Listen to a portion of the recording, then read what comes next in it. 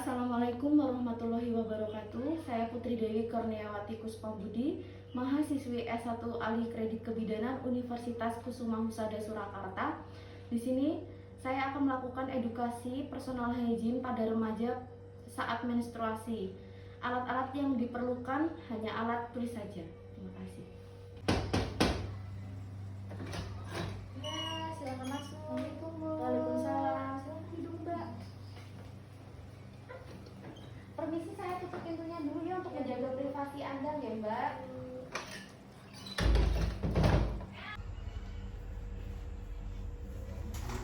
Perkenalkan, nama saya Bidan Putri. Di sini saya akan mencatat identitas namanya Mbak dulu ya, terlebih dahulu ya. Iya, Bu. Namanya siapa, Mbak? Intan, Oh, Mbak Intan. Usianya berapa? 16 tahun, 16 tahun. Masih sekolah, Mbak? masih kelas 2 SMA. Oh, kelas 2 SMA. Alamatnya di mana, Mbak? Di Desa Sandul, RT 3 RW 5. Oh, iya. Di sini mungkin ada yang bisa dibantu, Mbak? Gini, Bu, saya ini ada keluhan gatal-gatal di Iya. lipatan paha. Kebetulan saya lagi menstruasi. Menstruasinya hari keberapa, Mbak? Ini hari kedua. Hari kedua. Oke. Kalau begitu saya mau tahu riwayat menstruasinya pada usia berapa, Mbak? 12 tahun. Iya.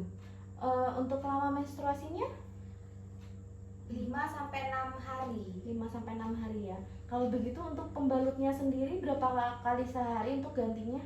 2 sampai 3 kali, Bu. Oh, oke. Kemungkinan Mbaknya mungkin ada merasakan nyeri perut, dismenor atau enggak? Tidak ada, Bu. Oh, tidak ada ya. Ada keluhan lain nggak Mbaknya? Nggak ada, Bu. Dari hasil pemeriksaan tersebut, Mbak, memang betul terdapat kemerahan di bagian selangkangannya, di lipatan selangkangan ya, Mbak ya. Nah, itu kemungkinan penyebabnya pergantian pembalut yang 2 sampai 3 kali, Mbak. Nanti saya akan menjelaskan pengertiannya dan lain-lainnya. Nah, sebelumnya apakah Mbak tahu mengenai personal hygiene? Belum, Bu. Oh, oke. Dari hasil pemeriksaan tersebut, Mbak, memang betul terdapat kemerahan di bagian lipatan selangkangan. Nah, itu kemungkinan penyebabnya adalah pengaruh pergantian pembalutnya yang diganti pergantiannya itu 2 sampai 3 kali. Nah, nanti saya akan menjelaskan lagi pengertian dan lain-lainnya. Sebelumnya saya akan menanyakan ke Mbaknya, apakah Mbak pernah tahu mengenai personal hygiene? Tidak, Bu. Tidak tahu ya. Baiklah. Pengertian personal hygiene yaitu biasanya perilaku sehari-hari yang berkaitan dengan tindakan memelihara kesehatan, kebersihan, khususnya daerah kewanitaan pada saat menstruasi. Dan juga ada beberapa faktor yang mempengaruhi perilaku personal hygiene tersebut saat menstruasi. Yang pertama, ada citra tubuh. Nah, atau perubahan pola tubuh atau dengan penampilan di mana seseorang dapat menjaga kebersihan dirinya. Yang kedua, praktek sosial. Kelompok-kelompok sosial dapat mempengaruhi misalnya lingkungan keluarga, kebiasaan-kebiasaan diri sendiri. Terkadang ada juga Mbak seusianya Mbak yang masih bergantung atau manja seperti itu, ya. Nah, selanjutnya tingkat ekonomi. Tingkat ekonomi itu kenapa? Tingkat ekonomi itu mempengaruhi karena kita kan untuk menjaga kebersihan kita kan pasti membutuhkan seperti sabun, sampo, pasta gigi, itu pasti membutuhkan atau memerlukan uang seperti itu ya kan. Nah, yang selanjutnya pengetahuan tentang menstruasi itu sendiri. Misalnya saya ingin menjaga personal hygiene saat menstruasi karena itu juga mempengaruhi bagaimana juga mempengaruhi bagaimana cara kita untuk menjaga dan merawat kebersihan diri. Nah, misalnya nih perilaku kesehatannya tidak diterapkan dengan benar, itu akan menimbulkan apa, Mbak? Penyakit kan pada area kewanitaan khususnya. Selanjutnya ada yang namanya sosial budaya.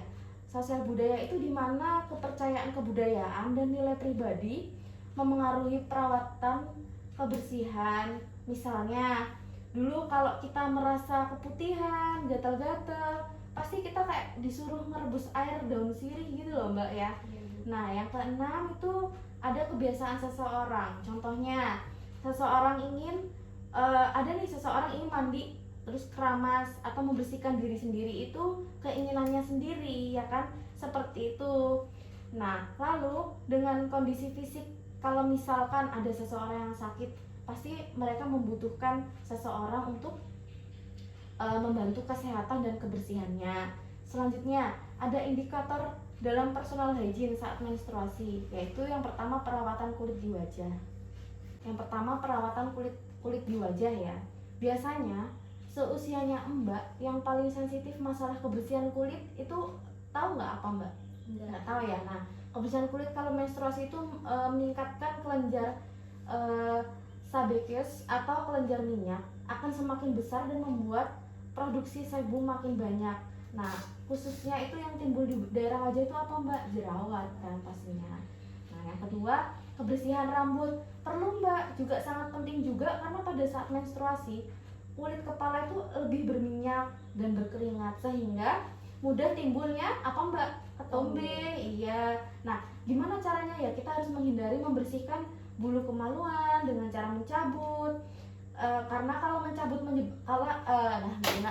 kedua ada kebersihan rambut Mbak. Nah, kebersihan rambut itu juga sangat penting ya Mbak ya, karena pada saat menstruasi kulit kepala lebih berminyak dan berkeringat sehingga mudah timbul ketombe. Kayak contohnya Mbak kan mohon maaf berhijab gitu kan, pasti sampai harus ini dong membersihkan, perlu membersihkan untuk keramas gitu kan supaya tidak berkeringat juga gitu kan atau lembab. Nah, hindari membersihkan bulu kemaluan dengan cara mencabut ya Mbak ya, karena kalau mencabut menyebabkan bekas cabutannya itu membuat bakteri dan virus mudah masuk ke dalamnya ya, sehingga menimbulkan apa Mbak kalau Mbak tahu? Tidak. Iritasi ya. Nah, yang ketiga ada kebersihan tubuh dan organ genitalianya, terutama pada bagian tubuh yang ada lipatan. Itu kan sebenarnya bagian yang lembab, apalagi dengan kondisi seperti yang Anda keluhkan, gatal-gatal nih. Nah, dari itu gunakan celana dalam yang berbahan dasarnya katun gitu ya, lalu membersihkannya dengan cara yang benar ya.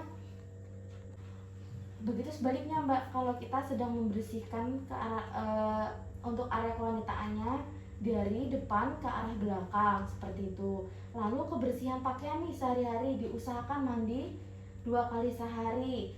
Terus mengganti pembalut juga sudah terlalu penuh minimal tuh 4 jam harus ganti ya. Tindakan menjelaskan personal hygiene saat menstruasi. Salah Mbak. Ganti pembalut jika sudah terlalu penuh minimal 4 jam harus diganti ya.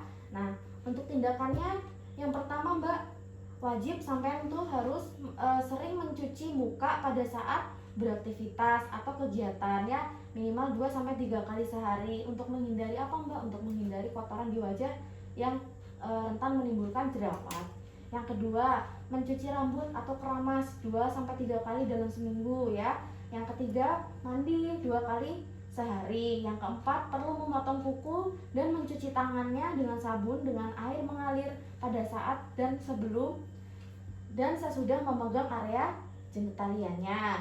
Yang kelima, terus jangan lupa seperti yang saya jelaskan tadi, untuk membersihkan genitalianya tadi dari arah ke depan dan ke belakang ya.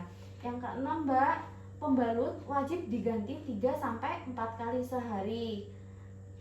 Lalu setelah habis mandi, untuk buang air besar, buang air kecil itu diganti saja Mbak, tidak apa-apa ya. Yang apalah Mbak inaknya, pembalut wajib diganti ya Mbak 3-4 kali sehari. Nah, lalu setelah habis mandi, buang air besar, buang air kecil itu diganti saja enggak apa-apa ya.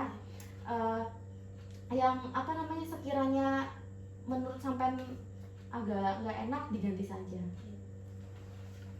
Lalu untuk mencukur alat genitalianya itu juga sangat penting Mbak, tetapi tidak boleh dicabut, dicukur saja tidak apa-apa ya, soalnya bakterinya akan lebih mudah masuk dan mudah iritasi. Nah, terus di sini ada 2 dampak nih Mbak yang dapat mempengaruhi kondisi fisiknya dan psikologisnya. Nah, kita mulai dari dampak fisiknya ya Mbak ya, itu akan menimbulkan infeksi pada area produksi seperti keputihan, kanker rahim, dan harus segera ditangani Nggak bisa mbak. Ada dua dampak yang dapat mempengaruhi kondisi fisiknya dan psikologis ya mbak.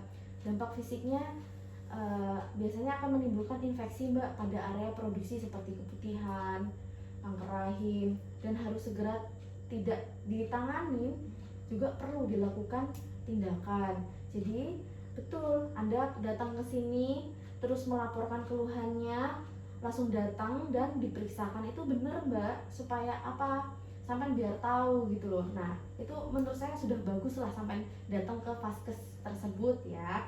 Nah untuk dampak psikososial gangguan kebutuhan rasa nyaman gitu ya. Oke. Mungkin sedikit informasi atau yang saya sudah jelaskan, siapa tahu mbaknya ada yang kurang jelas, boleh ditanyakan. Tidak ada Bu, Sudah cukup jelas mbaknya? cukup Bu. Oke, nanti kalau mbaknya mungkin ada keluhan lagi, bisa datang ke sini atau bisa menghubungi via WA atau telepon saya saja boleh mbak ya. Baik Bu. Oke, terima kasih ya mbak. Sama-sama Ibu.